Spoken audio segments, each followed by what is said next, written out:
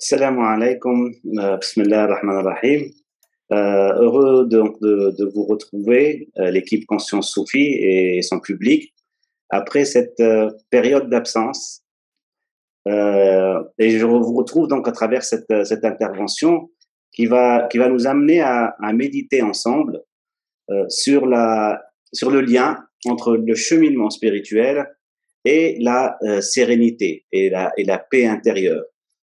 Et la notion de paix intérieure et de sérénité et de sécurité que le croyant euh, euh, peut travailler, réaliser au cours de son cheminement spirituel.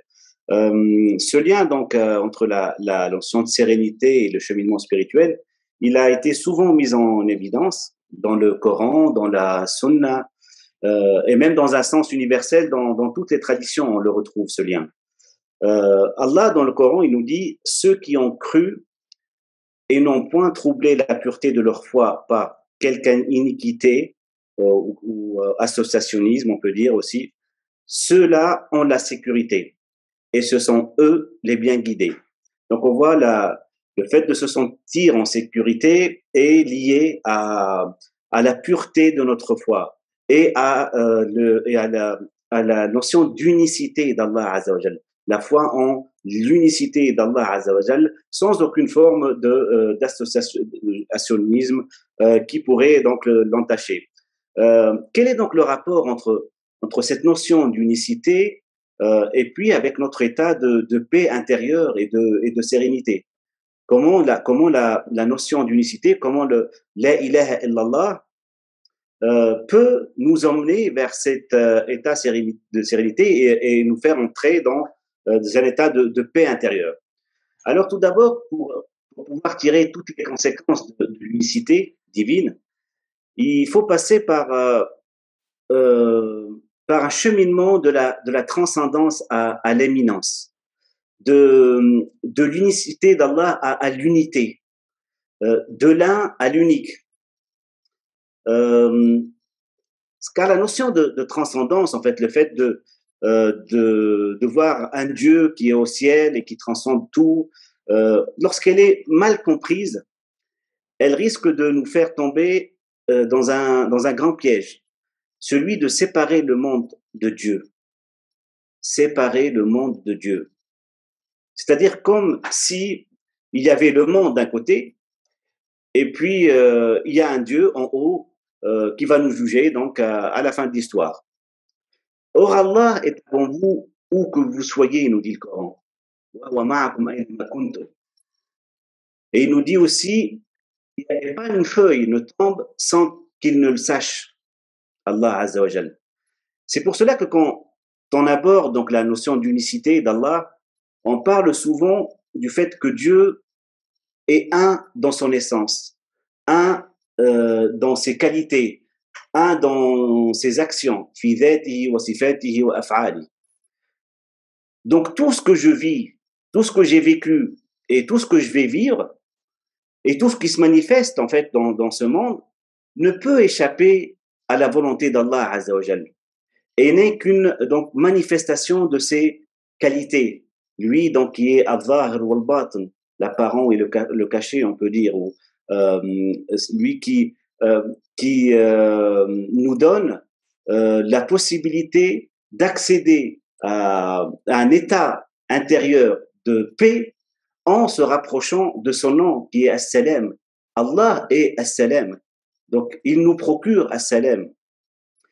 Mais comment donc, comment mettre en évidence ce lien entre l'unicité, at-Tawhid, euh, et puis, euh, notre état intérieur. Comment le fait de croire que la ilaha illallah, ou dans un sens donc plus universel qu'il y a que l'absolu et que tout le reste est relatif, comment cela nous donne la sérénité? Voilà, je sais qu'il n'y a qu'un Dieu, qu'il n'y a qu'Allah. Mais est-ce que ça me donne la paix? Est-ce qu'au quotidien, je suis en paix avec moi-même, avec les autres? Est-ce que je le suis toujours? J'y crois, mais est-ce que ça implique la paix intérieure promise par Allah Azza wa Jal et la sensation de sécurité promise par Allah Azza wa Jal dans le tawhid. La ilaha illallah hisni. Il n'est de Dieu que Dieu, c'est ma forteresse. Donc, Allah, il a plusieurs qualités et il est avant tout Rahman, le miséricordieux. Pourquoi je parle de cette qualité d'Allah Azza wa Jal? Parce que pour atteindre la sérénité, il me semble qu'il y a deux notions, deux certitudes fondamentales. La première, c'est celle de l'unicité. Allah est seul et unique agent de ce monde. Et la deuxième, c'est Allah est avant tout Rahma. Allah est avant tout miséricorde. Comme le montre d'ailleurs le Coran, Allah il nous dit Allah ou Rahman.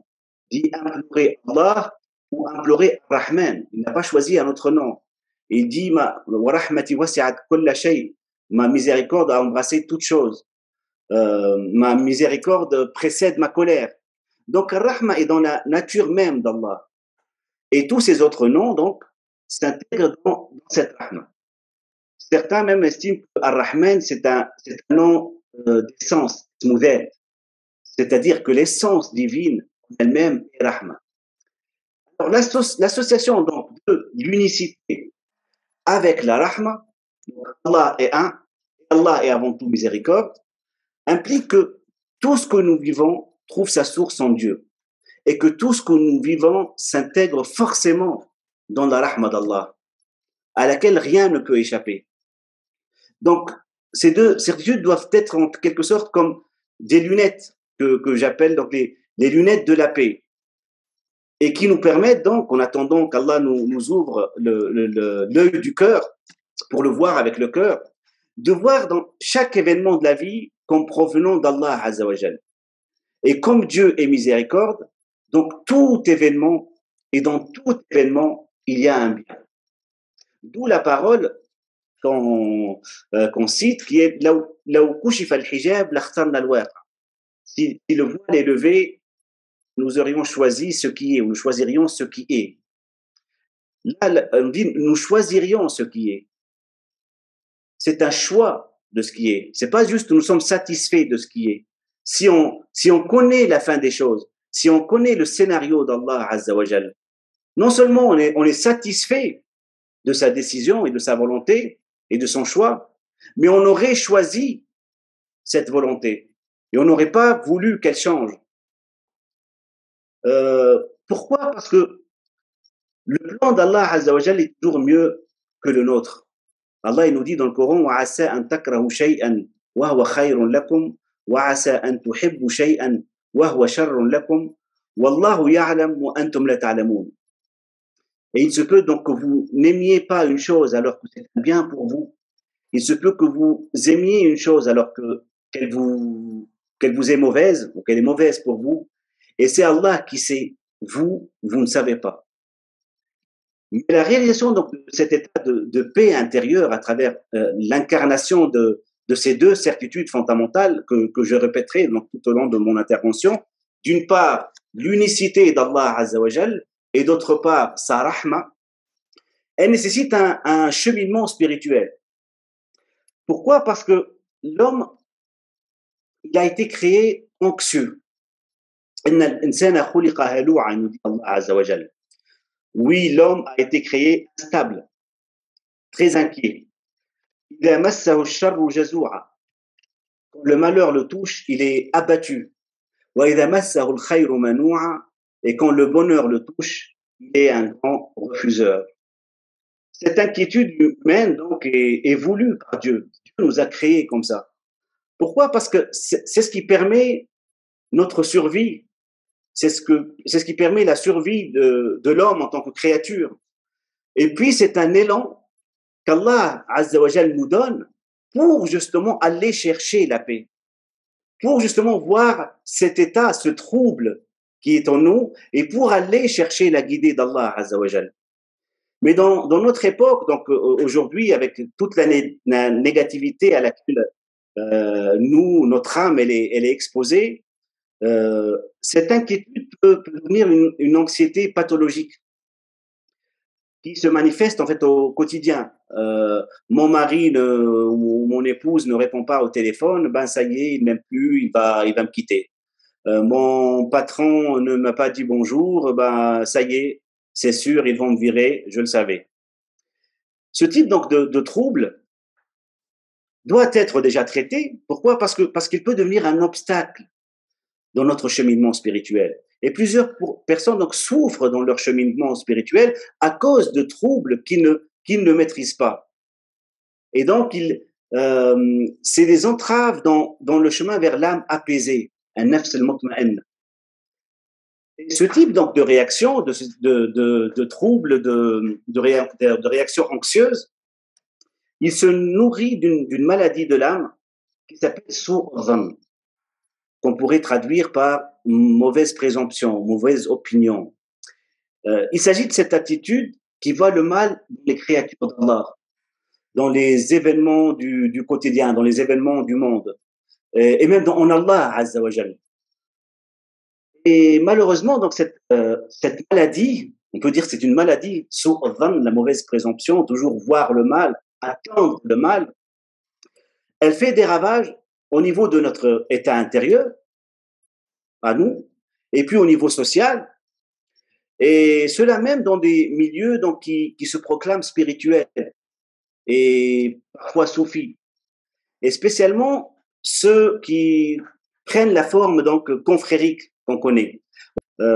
Ça rajoute encore des causes qui peuvent éloigner les gens du cheminement spirituel et du cheminement soufi. Bien sûr, on n'est pas là pour juger des gens, mais pour attirer l'attention donc vers ce comportement qui, malheureusement, il est fréquent.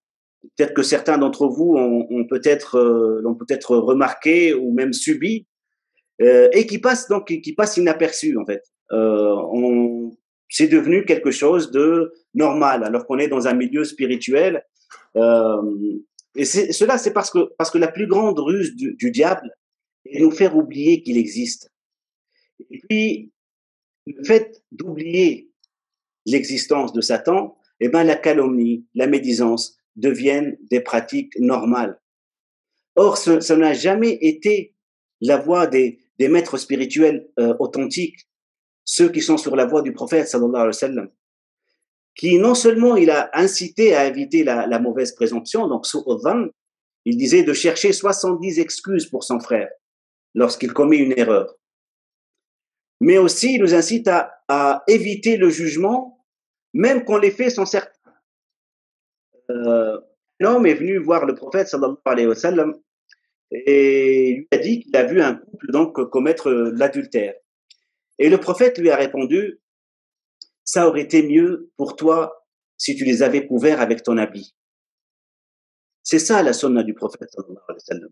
C'est ça, husn al-dhann. C'est ça qui a toujours été la voie des maîtres spirituels authentiques. Parce que les maîtres spirituels, le prophète sallallahu alayhi wa sallam, ils savent que celui qui a une bonne présomption de son frère, il est le premier à en bénéficier. D'une part, car quand tu vois le bien chez autrui, ça te tire vers le haut. Et puis, parce que chercher des excuses à la personne qui a commis une erreur envers nous, ça nous évite de souffrir. Ça nous évite d'avoir de la rancune et de la colère en nous, qui sont des poisons qu'on boit en espérant que l'autre en meure, comme on dit. Donc la bonne présomption, les créatures de Dieu, très importante. Et elle découle d'une réalité qui est relative comme j'ai dit tout à l'heure, à la nature d'Allah Azza wa Jal. Le fait de toujours porter les lunettes dont j'ai parlé, unicité et rahma. Car en réalité, la confiance en l'action d'Allah Azza wa Jal, elle nous permet à nous de se sentir mieux et de se sentir en paix. Car il faut intégrer le fait que le mal, dans notre sens mondain ou dans notre sens relatif, il est inévitable. Donc Allah est un, Allah est Rahman. Mon attitude doit être toujours orientée vers la bonne présomption en Allah et en ses créatures. Et puisque de toute façon, ces créatures d'Allah, ils ne manifestent que la volonté d'Allah, qui ne peut être que bien. Donc tout ce qu'on voit comme mal dans notre sens relatif à nous, il faut qu'on sache déjà qu'il est inévitable. Donc en plus de la réalisation de l'unicité d'Allah dans ses actes, c'est lui qui gère ce monde, en plus du fait de savoir qu'Allah est Rahma, en plus d'avoir la bonne présomption, il faut savoir que les difficultés de la vie, les épreuves de la vie, ce qu'on estime mal dans la vie, il est inévitable. Un sage disait et conseillait en fait ses disciples de méditer chaque matin sur 5 vérités. Alors ces vérités ne vont pas peut-être faire plaisir, mais on va en parler parce qu'elles sont libératrices. Donc la première vérité à laquelle il conseille de méditer, c'est tu vas vieillir ou je vais vieillir. Il y a une certitude que si je vis jusqu'à l'âge donc de 70, 60 ans, 80 ans, 90 ans, il est certain que je vais vieillir. Tu peux faire ce que tu veux, tu peux injecter ce que tu veux, tu peux utiliser tous les moyens possibles. La vieillesse est inévitable. Deuxième certitude, il nous dit, je vais tomber malade. Il est certain qu'on va tous un jour tomber malade, qu'on le veuille ou pas, si ce n'est pas déjà le cas même. Chacun d'entre nous est déjà peut-être tombé malade et il tombera malade. Et c'est une certitude et elle est inévitable. Troisième certitude, bien sûr, je vais mourir. Tous les matins, il conseillait de méditer sur le fait que je vais mourir. Je vais vieillir, je vais tomber malade et je vais mourir. Quatrième certitude, il nous dit, je vais sûrement vivre des situations que je n'ai pas envie de vivre. Il est inévitable que dans cette vie, tout ne se passe pas comme on veut. Il est inévitable que dans cette vie, tout ne se passe pas comme je le souhaite. Qu'il y ait des choses qui vont me contrarier, me blesser, me freiner. Et ça aussi, c'est inévitable. C'est la quatrième donc certitude à laquelle il faut sur laquelle il faut méditer. La cinquième, donc, c'est la réalité du fait que je vais perdre tout ce qui est cher pour moi dans ce monde. Tout ce qui est cher pour moi, qui appartient à ce monde, je vais le perdre. Et c'est certain. Soit je vais moi le quitter un jour, soit il va me quitter un jour. Et c'est inévitable.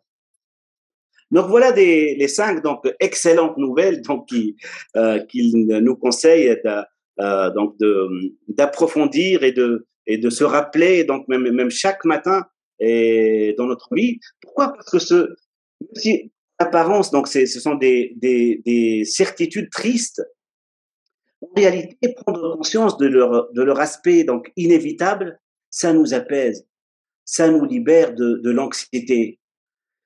Parce qu'accepter ce mal donc relatif nous aide à réaliser l'acceptation de ce qui nous dépasse et nous enlève toute mauvaise présomption, toute anxiété de l'avenir, parce que de toute façon l'inévitable arrivera.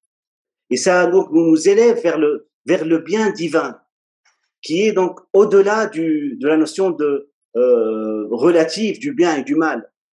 Le bien divin donc qui n'a pas de contraire. D'ailleurs, dans une conférence du mois de Ramadan, qui a été donc proposée par Conscience Soufie sur le thème de la lumière, il y a Sébastien qui avait cité une parole de Jésus qui confirme donc cette idée. Jésus nous dit que Dieu est lumière et en lui, il n'y a pas de ténèbres. Et dans les choix d'Allah, il n'y a pas de ténèbres. Et dans les choix d'Allah, il n'y a pas de mal.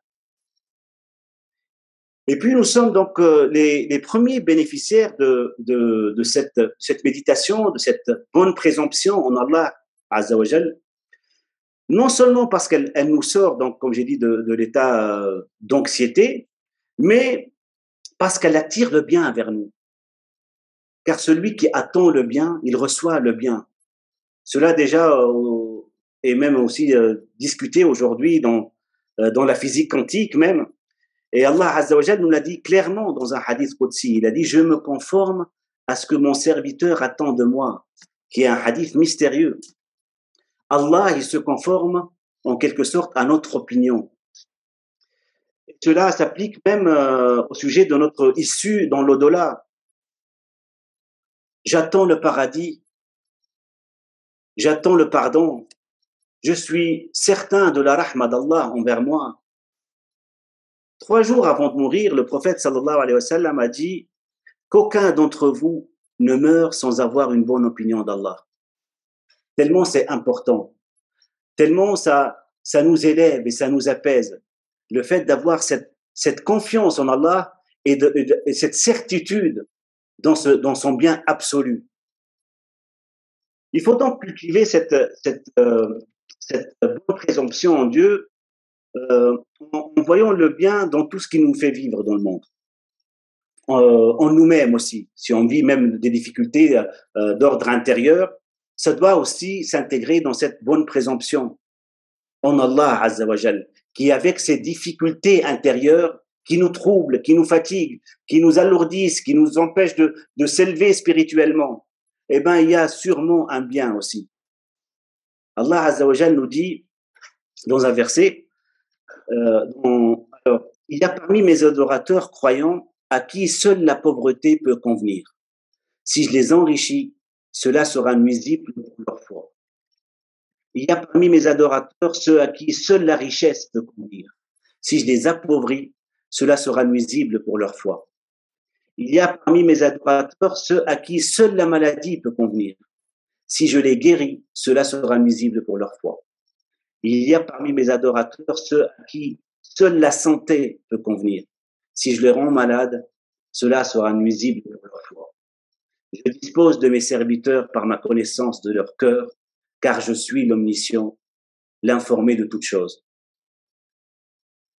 Mais comment donc réaliser cette confiance et cultiver ce réflexe de porter ce que j'ai appelé les lunettes de la paix, donc l'unicité d'Allah, la miséricorde d'Allah, face aux épreuves de la vie, qui sont parfois difficiles et qui sont donc comme des somnifères qui nous font oublier tout, le cheminement spirituel, elles nous font oublier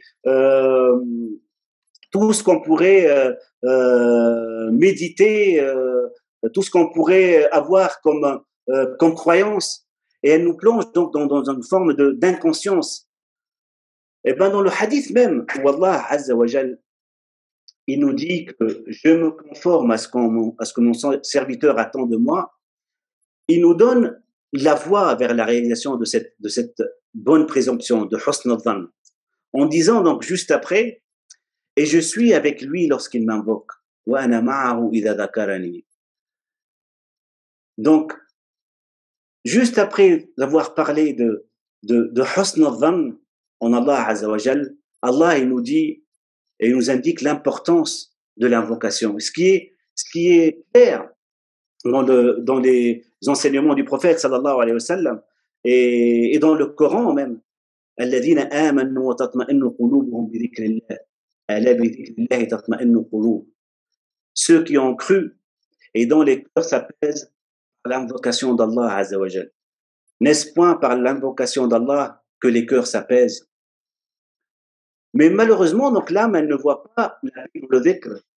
Elle voit la paix dans le fait de s'inquiéter, de prévoir, de se faire des soucis. Alors bien sûr, voilà, important de le rappeler, voilà, on n'est pas dans un état de fatalisme, bien sûr, on prend nos précautions, bien sûr, on fait ce qu'on a à faire, mais on le fait dans une confiance que quel que soit le résultat, ce résultat est celui d'Allah parce qu'Allah est un, et ce résultat n'est que bien parce qu'Allah est Rahman. Deuxième voie vers la réalisation de cette sérénité, c'est toujours dans notre vie se rappeler les épreuves sont inévitables. Les épreuves font partie de notre cheminement vers Allah Azza wa Jal. elles sont là, d'une part, pour nous purifier, comme l'exprime très bien Rumi qui dit les goûts portés sur un tapis ne sont pas contre le tapis, mais contre les saletés qui le recouvrent. Et puis aussi pour nous emmener vers plus de conscience. Parce que lorsqu'on est justement dans un état d'agitation, un état de manque de paix en nous, c'est là donc que le cheminement spirituel prend son importance pour nous. Parce que le cheminement spirituel, c'est se rapprocher d'Allah Azza wa Jal. Et Allah, c'est as-salam, Allah, c'est la paix. Donc, c'est réaliser la paix intérieure. Et puis, toutes les blessures qu'on vit dans notre vie, ils peuvent être des fissures par lesquelles la lumière elle entre en nous. Et cela donc nous permet d'éviter les frustrations, l'anxiété, qui sont donc généralement dues à quoi? Dues à un décalage entre nos attentes, ce qu'on attend, et puis ce que Dieu veut. Nous pensons savoir ce qui est bien pour nous. Donc n'attendons pas tel scénario ou tel scénario, attendons Dieu et nous serons donc jamais déçus. Car si l'homme est une question, comme on dit, sa seule réponse, c'est Allah. Wa barakallahu fikum, merci beaucoup.